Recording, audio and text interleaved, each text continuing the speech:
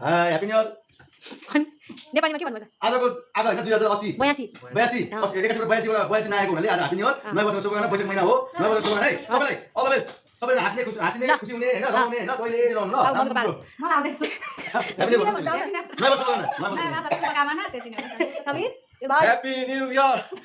दिदी ल 2082 साल आज वैशाखको 1 गते नयाँ वर्ष सबैलाई हार्दिक शुभकामना छ है हजुर। ह्यापी न्यू इयर सबैलाई। ल happy new year. Happy new year. मैले यस्तो चाहिँ जान्नु छैन। के देखा आज पकायो तिमीले?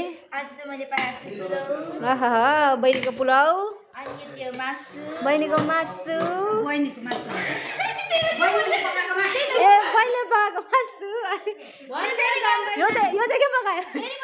राजमा यो राजमा तिमीले नै पकाएको यो राजमा? हजुर मैले तिम्रै राजमा हो? हजुर अर्को अनि यहाँ चाहिँ छ अचार यो पनि तिमीले नै बनाएको होला होइन? हजुर मैले नै बनाएको अचार ल दामी दामी बहिनी। आज दिदी भेनालाई मिठो मिठो खानेकुरा है? हजुर यहाँ छ रोज रोस्ट। Wow roast. अर्को छ पापड हुहु पापड। तिमीलाई धेरै धेरै धन्यवाद। के हो यो? बेवार हो कि? आज ह्यापी तिहार